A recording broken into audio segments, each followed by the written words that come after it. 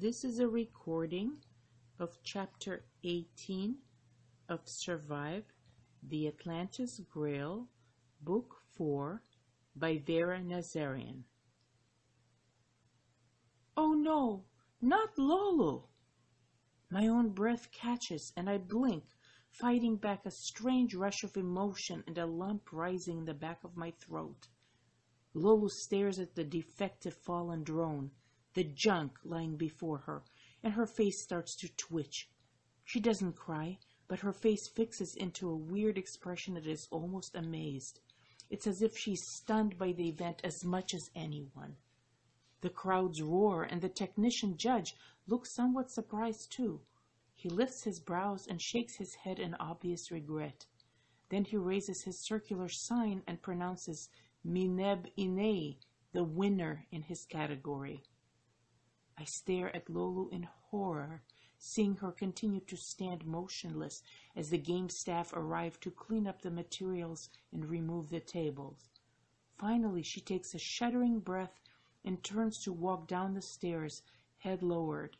She never looks up as she passes all of us and joins the others who lost, waiting below. No, no, no, I think. I must do something, anything for her. Asen can help. Surely he can do something so that her dying mother would get the medical help she needs. She cannot be allowed to die. No! Stop! I force my spinning, horrible chaos of emotion back down inside me, deep. I cannot fall apart now. Not now, not yet. And so I pull myself together and stand and listen to the audience chants, "Champion! Champion!" while Mineb Inei straightens his bulky frame and raises his eyebrows up really wide in amazement and starts to laugh, then raises his hands up and waves to the crowds. The game's choir sings once more, and a swell of triumphant music comes from the hidden orchestra.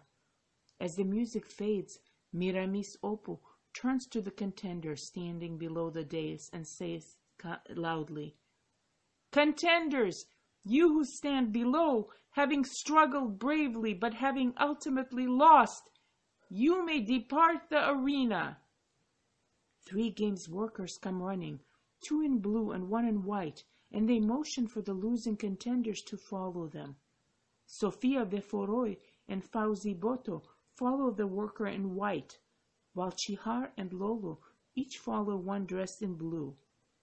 They walk quickly across the arena, and the crowds roar and clap, awarding them the final accolades and respect of their near winner status. When they are gone and silence returns, the priest of the Grail looks up, raising his hands up to the audience. "I present to you the champions of the games of the Atlantis Grail." It is an indescribable moment. The audience roar is absolutely deafening, and the music swells.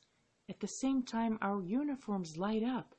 This time it's final and undeniable. We stand, all 10 of us, before our category judges, and raise our hands and wave. I perform the same motions that the others are doing, wave and smile automatically. Yet I'm stunned and overwhelmed, and yes, despondent on behalf of my 2 teammates who have both just lost. I glance to my right and see Bree, grinning and waving to the audience. Our gazes meet, and she too reveals a moment of doubt and darkness, and recognizes a sorrow in me. On her other side is Kokai, who also meets my eyes with a brief, searing look, and beyond him I see Kateb. The 4 of us, all members of Team Lark, have done the impossible. All 4 of us won, and yet I can feel that each of us grieves on behalf of those who didn't. But the ceremony's far from over. "The games are forever!" Miramis Opu exclaims, interrupting the roar and thunder. "And now is the time to announce the top 10 in order and award rank. We will start with the lowest score and end with the highest. Presenters, come forth!" From the farthest entrance of the arena, hundreds of game staff arrive, dressed in all the different category colors. They hold variously gaudy items, flowers, colorful ribbons, golden vine leaf wreaths, and among them 10 small grails in metallic colors of each category, each with a gilded border of curling vines sculpted around the rim. 4 of the workers hold 4 larger grails, red, blue, green, and yellow. They all remain below, forming several concentric circles around the dais on which we stand. First, behold the winners of the Grail of each of the 4 stages, the priest of the Grail announces. Stage 1, the Red Grail, originally held by athlete Deneb Gratu, but presented to no one in these games due to loss of his life, with no clear succession or inheritance of points. Hence, forfeiture. The Red Grail is awarded to the people. It will go on permanent display for all to see in the Imperial Poseidon Museum. The audience screams and stomps and cheers. The worker holding the large Red Grail ascends the dais stairs and stands at the champion's level alongside us. He raises the gleaming red thing high overhead and turns around slowly for all of the audience sections to see and acknowledge. Then he carries the Grail back down the stairs and proudly walks across the arena to the exit. The priest of the Grail continues. Stage 2, the Blue Grail, held by the artist champion Rurim Kiv. The worker holding the large blue Grail goes up to the dais. Lowering his head in a respectful bow, he hands the blue Grail to Rurim Kiv, but does not linger, and returns down to the arena floor to rejoin the staff circles. Rurim, dark and beautiful, receives the blue Grail. As the crowd scream, he slowly raises it over his head and throws his head back. Then he lowers it again and surprisingly kisses the object along the rim. All along, a delicate smile plays at the corners of his lips. Stage 3, the Green Grail, originally held by entertainer Tiamat Irtiu, but inherited by the entertainer champion Kokai Jeet. Kokai takes the Green Grail from the game's worker with a briefly startled look, but then his expression blooms into a fierce smile, a flash of white teeth. He raises the Grail high overhead and brandishes it while the crowd roars approval. Stage 4, the Yellow Grail, hailed by the vocalist champion Guinevere Lark. I know it's coming, but when my moment arrives, I feel a burst of nervous energy. I receive the Yellow Grail from the hands of the game's worker, feeling its slight heft, the smooth metallic surface, recalling the moment when I first held it a couple of days ago on top of the great Nakarat Plateau, at the culmination of that most insane, impossible race. I'm not sure what exact feelings come. Indeed, I've gone through so many up and down feelings in the last few days that I no longer trust my own judgment in that regard. But something profound and elemental rises from a deep place inside me. With a burst of fierce energy, I lift the Grail above my head and look up at the audience and at the imperial balcony where Aeson watches me and where the Imperator watches me. And I laugh. The audience screams to acknowledge me, and I hear them once again chanting, Gwen Lark, Imperatrice! The priest of the Grail raises his hands for silence and pronounces, Attention! The top 10 will now be ranked.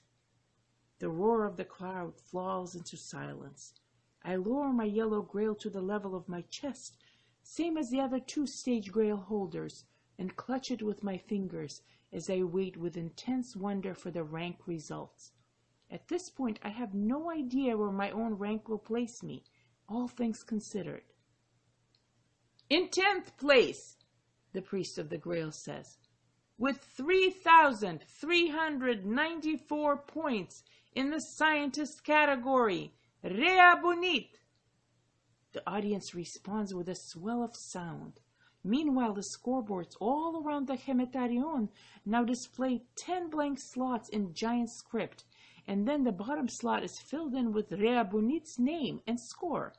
At once, one of the game staff attired in blue holding a small metallic blue grail with a gilded vine rim design, leaves his spot in the circles below the dais and runs up the stairs. He hands the blue grail to Rea Bunit, bows and retreats down the stairs to the shouts of the audience. Rea receives the grail and lifts it overhead to receive her adulations. In ninth place, with 3,428 points in the athlete category, Uko Duetat. This time a worker dressed in red runs up the dais and hands a small metallic red grail to Uko. Another swell of audience approval, and Uko Duetat's name and score populates the penultimate slot on the bottom.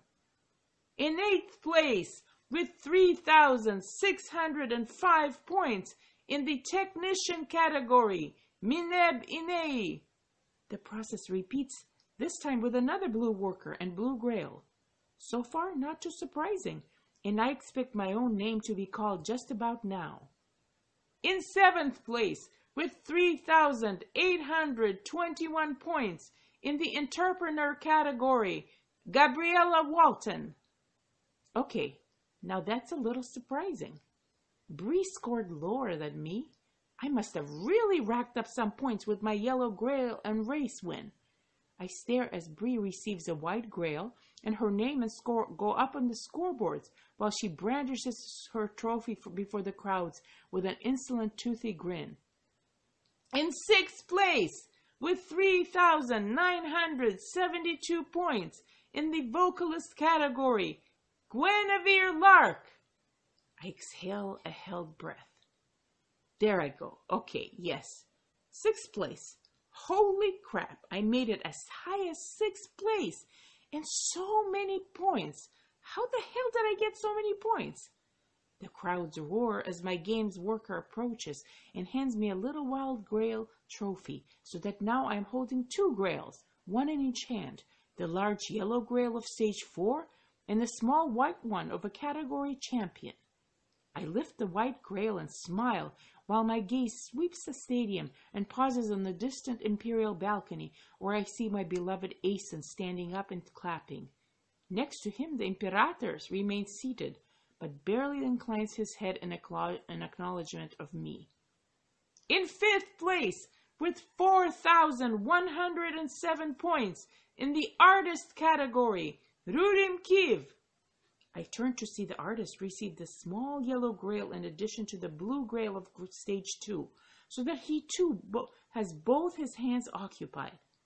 In fourth place, with 5,804 points in the animal handler category, Litana Chipua. The scoreboard is now more than halfway full with names and scores. We've entered the upper portion with the big players. Litana accepts her green grail and waves proudly. Meanwhile, I'm amazed that two of my teammates still remain, which means they must have scored extremely well. In third place, with 6,137 points in the inventor category, Kateb Nuletat. I cannot help smiling as I see Kateb straighten, lift his head and take his yellow grail trophy while his eyes glisten with sudden tears. With a surge of emotion at the sight of his achievement, I think of his wife and her inability to sing, and his invention to help her overcome her shortcoming. It will now become a reality. And now only two champions remain. I bet Kokai is up next. In second place, with 46,291 points in the warrior category, Hedge Kukait. Hedge's expression does not change, but I suspect he's slightly surprised. However, he's controlled enough that he does not show any emotion even now as he accepts his red grail with cool dignity and lifts it up for all to see, then inclines his head to the audience. His points score total is staggering, miles ahead of the rest of us, and I understand now that those of us in the lower ranked spots didn't even come close to this megastar level, that of the big leagues. And yet, holy crap, the white bird got second place, not first, which means in first place, with 60,479 points in the entertainer category, Kokai Jeet.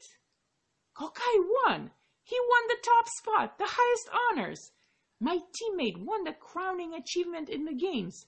And his total score, no doubt, because he's inherited all of Thalassa's immense score, is unbelievable.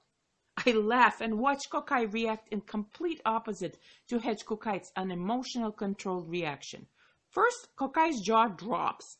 Then he puts one hand over his mouth and bends over at the waist, clutching the large green grail of stage 3 to his abdomen.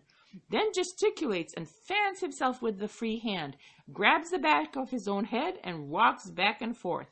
Holding the large green grail of stage 3, he accepts his small green grail of a category champion and raises it on high, shaking it like crazy, leaping and dancing in a circle in place, his body sleek and elegant even now in its fluid acrobatic motions.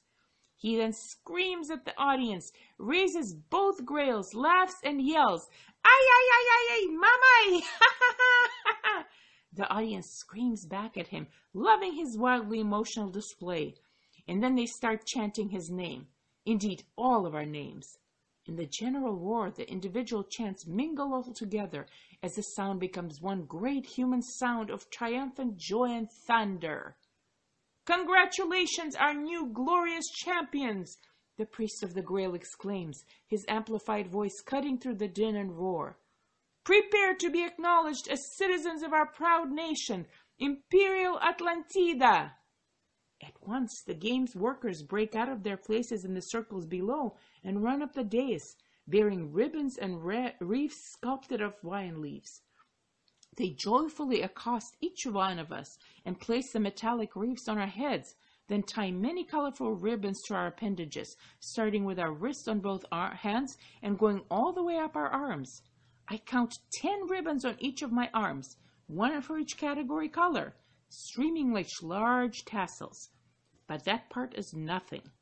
With a surge of emotion, I feel the light weight of the citizen wreath and all the meaning that's attached to it crowning me.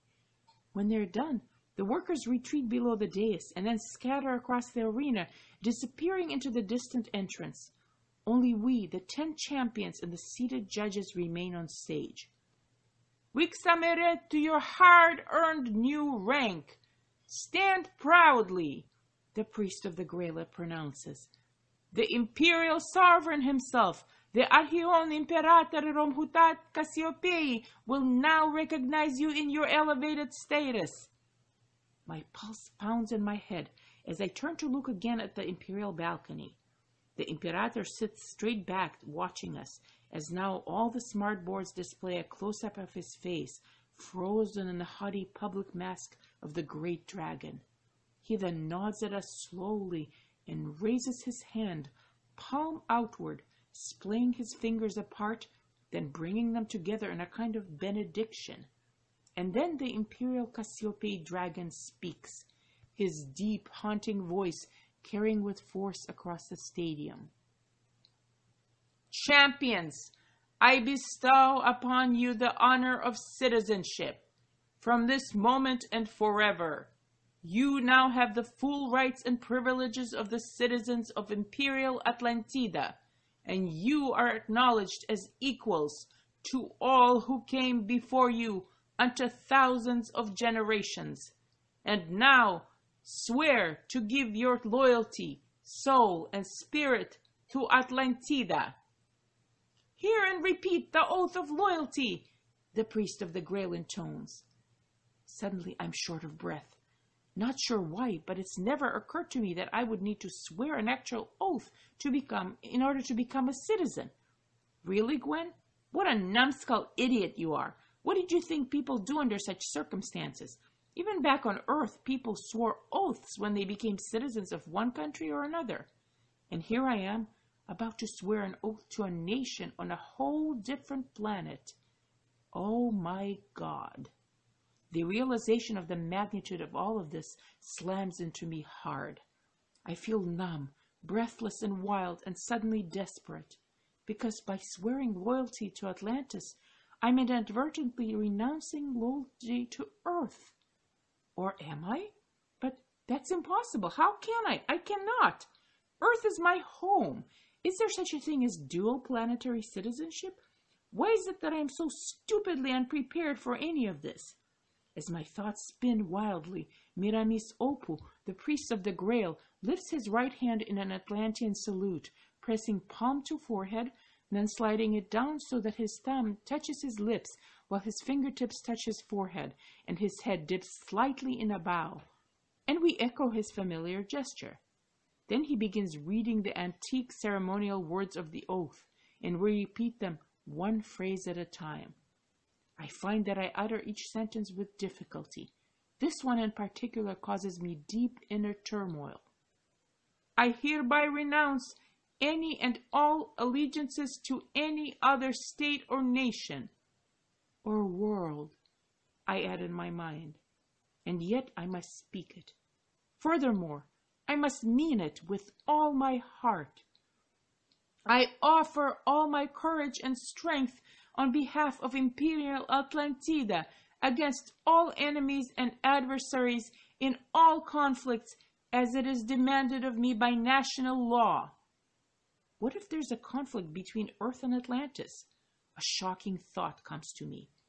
What will I do then, without becoming a traitor or a hypocrite? But that's impossible and crazy. So what exactly is expected of me? The other champions taking the oath are already Atlantean, and most, if not all, are natives or residents of Imperial Atlantida. It's different for them. Not necessarily easier, but different. But for me, this is monumental. Wait, not just me. What about Bree? Bree Walton is an Earth Union operative, a true Earth loyalist. What the hell is going on inside that girl's head right now? No, stop, I tell myself. It doesn't matter about Bree or about the others. That's their business, between them and their conscience. Right now, it's about you. You will make it work, because it's what you do. You resolve impossibilities. Face it, deep in your heart, your true oath covers more than just one nation. It covers a whole new world. It's the human thing to do, the right thing to do, not just for Earth or for Atlantis, but for everyone. Earth gave you life and your origins, but Atlantis saved you, honed your spirit into its truest shape, and gave you the hope for a future. You owe so much to both. Time to acknowledge it. Indeed, as someone born on Earth, a natural citizen, I never had to acknowledge Earth. I never had to make a conscious choice on Earth's behalf, not even when participating in the process of qualification for rescue. That was strictly for myself, for my family.